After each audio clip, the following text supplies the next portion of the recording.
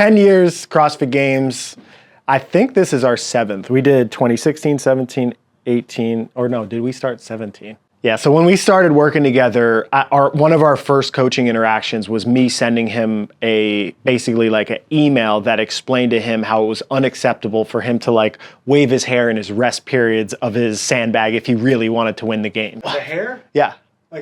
Yeah. Well, what about it? Okay, so 3, 2, 1, go. Noah does one sandbag, and he had like this long, I don't know, hair that he like combed over to the side. And in Miami, it's hot, humid. It would go down into his face. So he kept doing like the model whip with his hair in the middle of the workout. And I was watching it, and I was like, back then I was just much more like judgmental and mean. And I was like, if you're trying to win the games, this is bullshit. That's like my internal narrative at the time was super high pressure, and it was only the best. That's it. Were you just jealous because you didn't have it? Yeah, maybe because I was holding a little jealous. Anyway, I sent him that, and I don't know, I feel almost ashamed in the way that I tried to communicate in a coaching relationship, but Noah was the first person that responded back that even made me aware that that wasn't maybe the best way to communicate. Oh. So his response was, I'm not used to tough love like that, but I understand what you're saying, and I'll make sure that I don't waste time in workouts before. And he pushed back in a very subtle and kind way, but it was enough for me to kind of have the like, oh, this is maybe not the best way to communicate. I mean, I think I really do owe Noah a lot professionally in terms of giving me a reputation at the highest level as a CrossFit Games coach, but also emotionally in terms of just being a better human. I know coaches often talk about they're trying to coach their athletes to become better humans, and maybe now as I get older and more mature, I will try to do that. But really in that perspective, Noah was kind of like my mentor. I was helping him with the structure and the accountability and what to do with his back squat and his deadlift and his technique. And he was helping me become like a better man. I started doing CrossFit in 2010.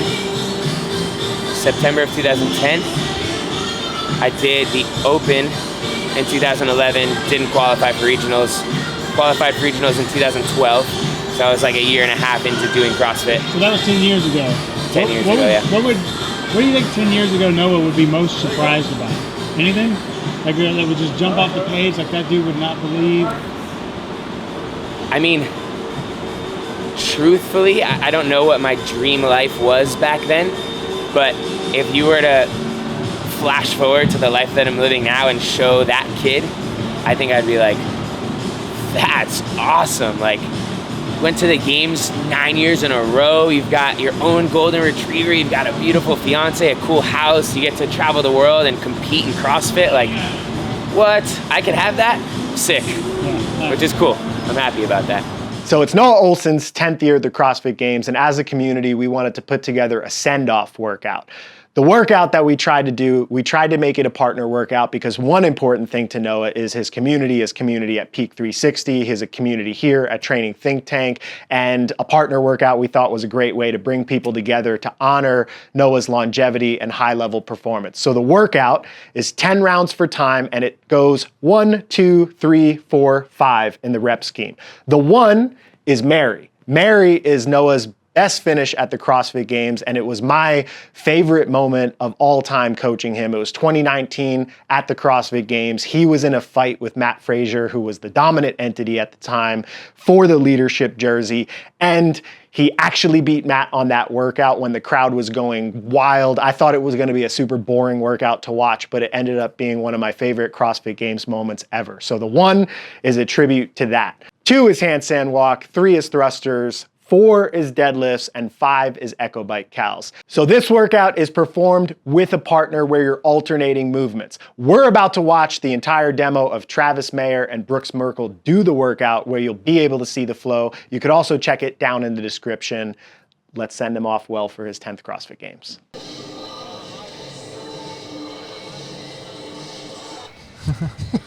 Doing the Noah wave to the crowd. Yeah, Travis Mayer trying to do the Noah send-off like Noah would do at the crowds, with the crowds. Oh, and he's doing the hair thing that I just talked about in the intro. Man. Oh, damn, Travis going at him.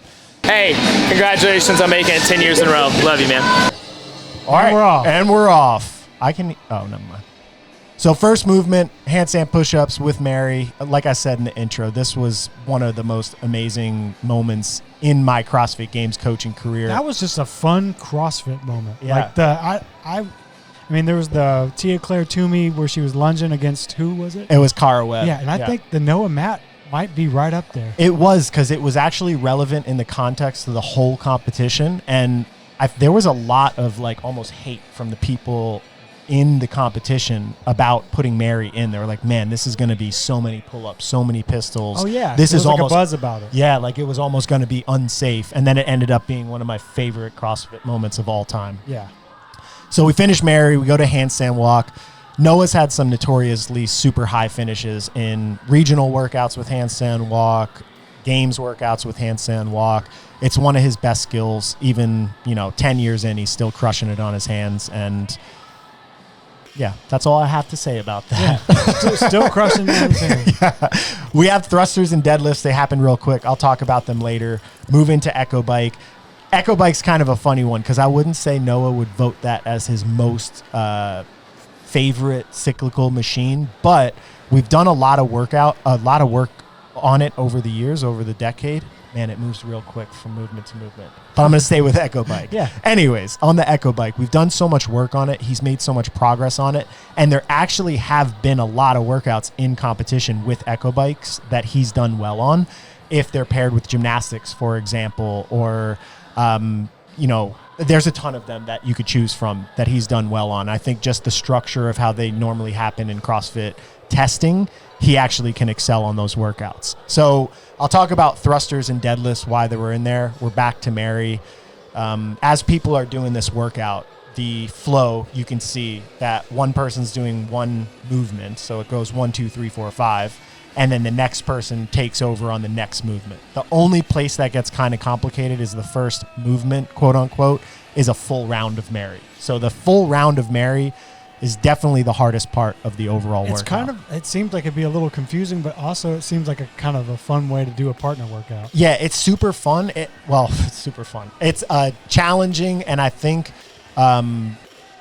it's cool in that you're constantly changing the implement that you're doing. So you really go through 2 full rounds of the workout before you do the same thing again.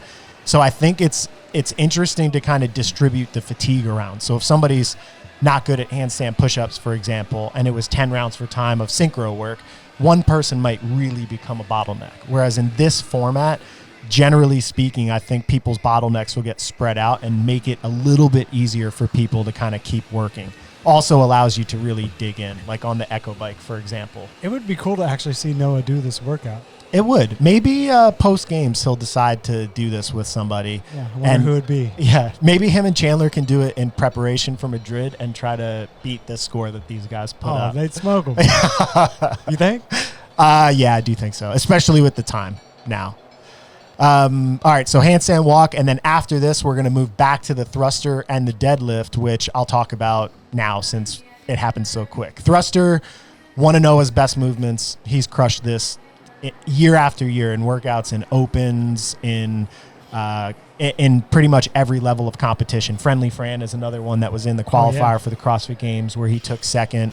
His squat mechanics are so good. He was very into like what was traditionally called classic CrossFit and doing benchmarks and metcons, and really came up in the earlier years of CrossFit and has just put a lot of volume in on that movement. So thruster is just another movement that is a super high skill of his that kind of had to go in his tribute workout.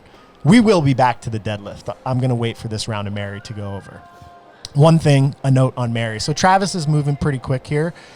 If you watch this speed, Noah is probably moving in the actual Mary workout faster than this for the entire 20 minutes. Both him, I think him, Matt, Carrie Pierce, there were a couple people, and it honestly blew my mind that people could do that. I just didn't think it was even possible. In the middle of the CrossFit Games, these people are just literally moving through high-level gymnastics for 20 straight minutes at full speed. If you ever get a chance and you're into watching CrossFit, that would be a cool workout to just pull up and, review. We need more workouts like that. Yeah. So we're ending hands. Ooh, look at Brooks here. This is not a requirement that you do this unbroken with the turnaround. Might not even be faster, but that was pretty slick. So thrusters here. Next is deadlifts. Deadlifts are in there. Noah has had some really great finishes in deadlifts in competition. But I think more important is this is probably one of the first things that we identified was a huge priority in Noah's training.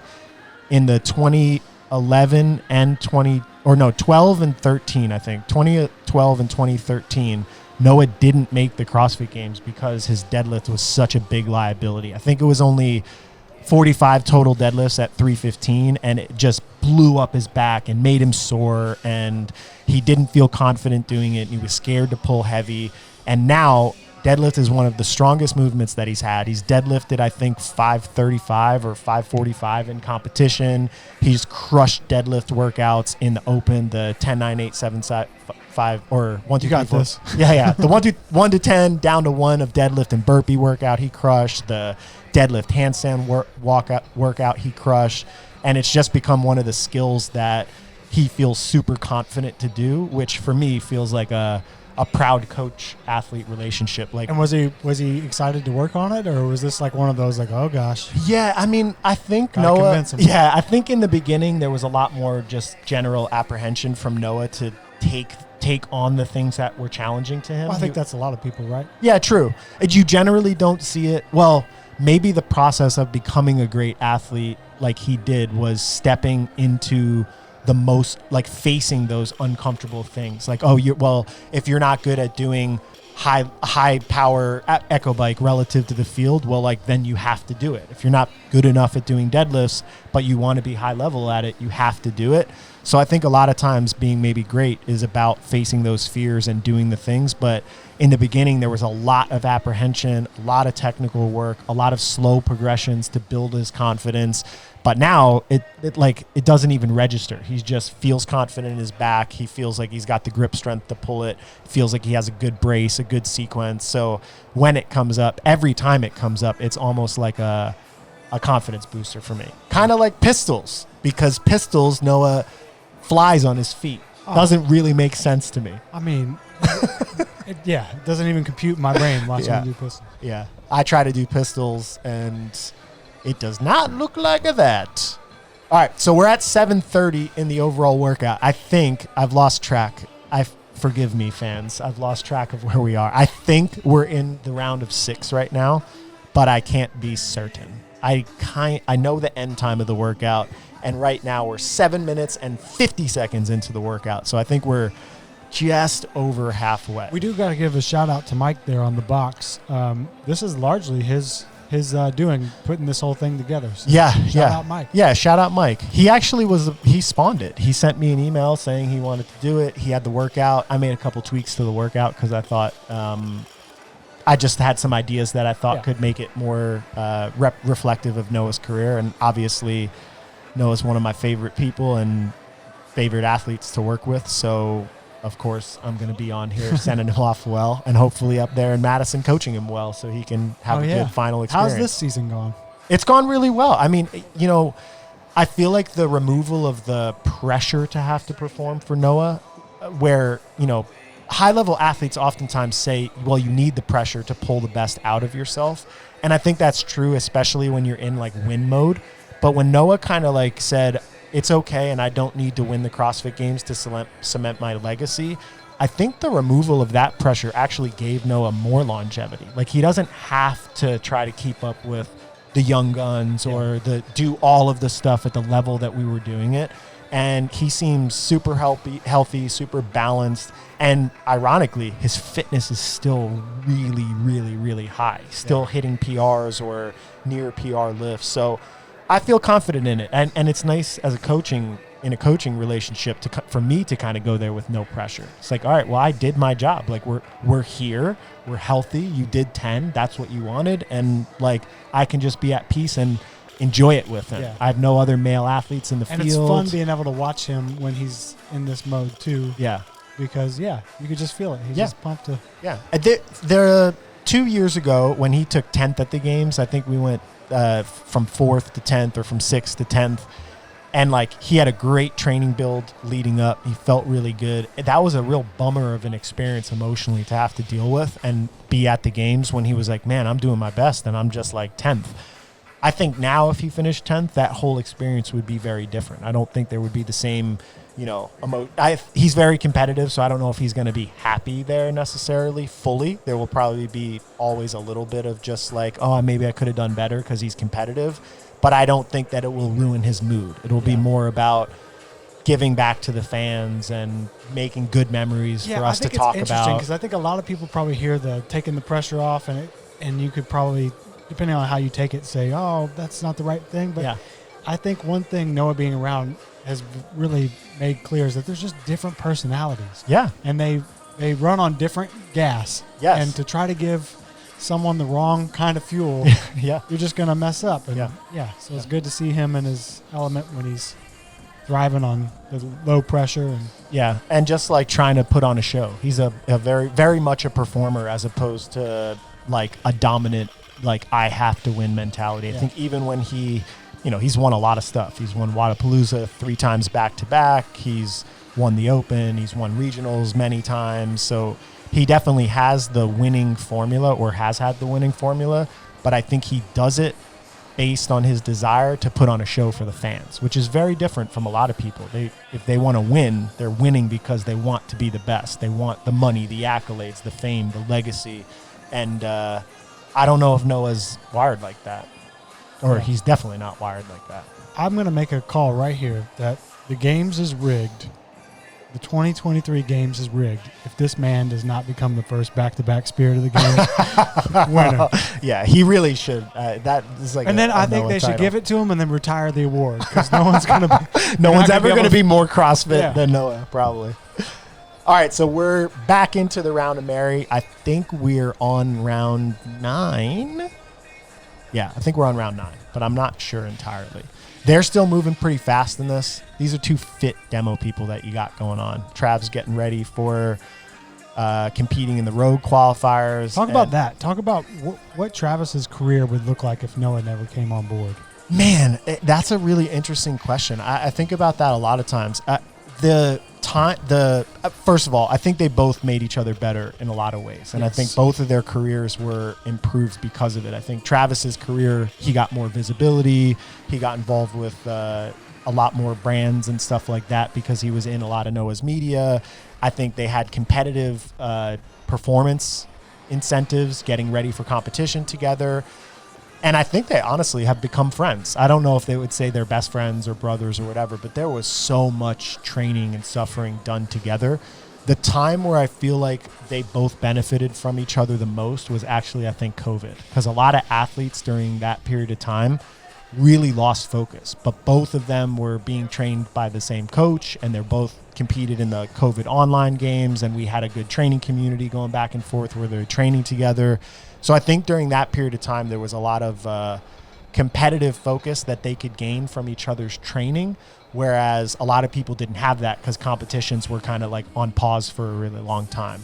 So I think that both of their careers are better as a result of, being involved with one another. It's very hard to say, though. You have to ask Travis and Noah what they think. All right, so thrusters, we're in the final round here. I know we've been talking about Noah, but this is Noah's video, so don't judge me on that. Deadlifts, and then Trav's going to finish us off with 1 5-cal Echo Bike sprint. So we started at 13:47. Let's see how long it takes him to do 5 cals. Done. So that was 5 cals in 10 seconds to finish. So if you're out there trying to beat their time, you do it. What a guy. Yeah. Hey, are you going to do this workout? Me? Oh, God. I'll do it with you. Can we scale all the movement, all the high skill movements? Because I think it's going to take us 2 days. Yeah, we might be here forever. Oh, yeah. Here's them trying to be Noah. What do you know what he said? I don't know.